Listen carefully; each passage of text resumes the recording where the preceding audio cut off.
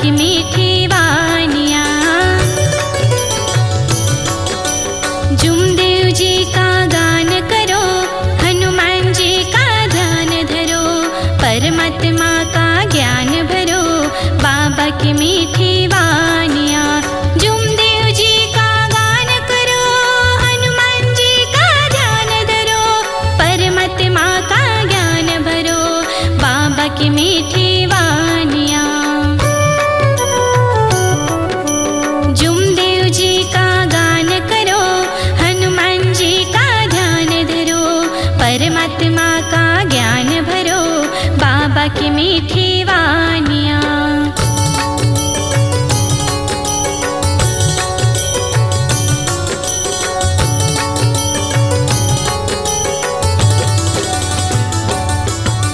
मानव धर्म की ओर चले, तत्व शब्द नियम मिले, सत्य मर्यादा प्रेम पले, बाबा जुमदेव ज्ञानियाँ। मानव धर्म की ओर चले, तत्व शब्द नियम मिले, सत्य मर्यादा प्रेम पले, बाबा जुमदेव ज्ञानियाँ। मानव धर्म की ओर चले, तत्व शब्द नियम मिले, सत्य मर्यादा प्रेम पले, बाबा जुमदेव ज्ञानियाँ।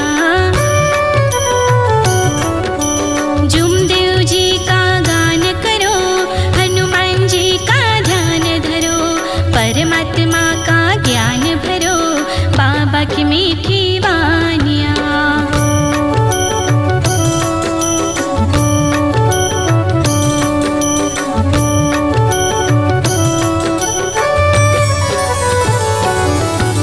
सेवक सेवक न करे पुकार, एकता का पक्का आधार, तब होगा भव से उद्धार, कर बाबा की भक्तियाँ। सेवक सेवकिन करे पुकार, एकता का पक्का आधार, तब होगा भव से उद्धार, कर बाबा की भक्तियाँ। सेवक सेवकिन करे पुकार, एकता का पक्का आधार, तब होगा भव से उद्धार, कर बाबा की भक्तियाँ। जुमदेव जी का गान करो, हनुमान जी का ध्यान धरो, परमात्मा का ज्ञान भरो, बाबा की मीठी वानियाँ।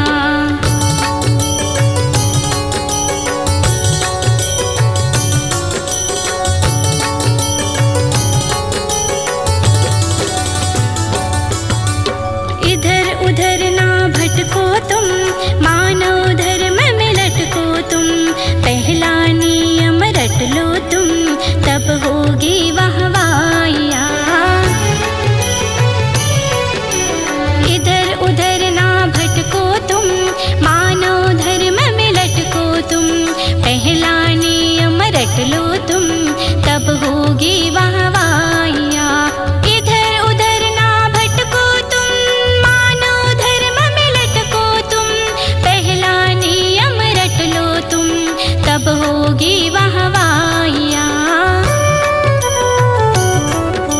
जुमदेव जी का गान करो, हनुमान जी का ध्यान धरो, परमात्मा का ज्ञान भरो, बाबा की मीठी वानियाँ।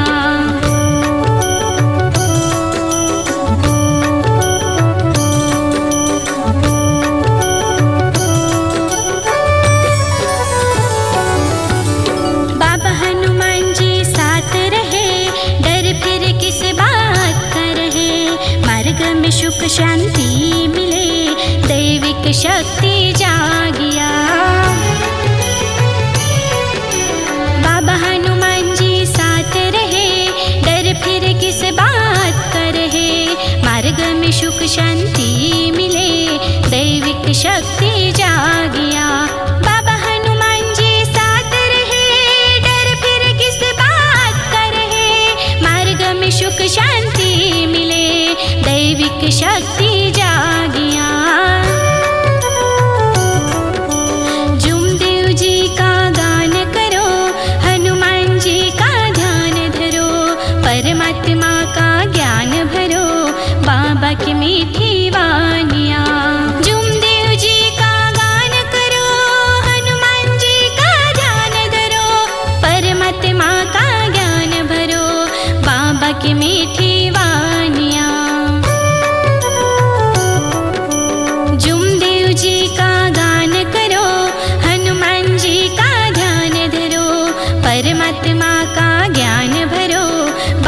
की मीठी वानियाँ। जुमदेव जी का गान करो, हनुमान जी का ध्यान धरो, परमात्मा का ज्ञान भरो, बाबा की मीठी वानियाँ, बाबा की मीठी वानियाँ, बाबा की मीठी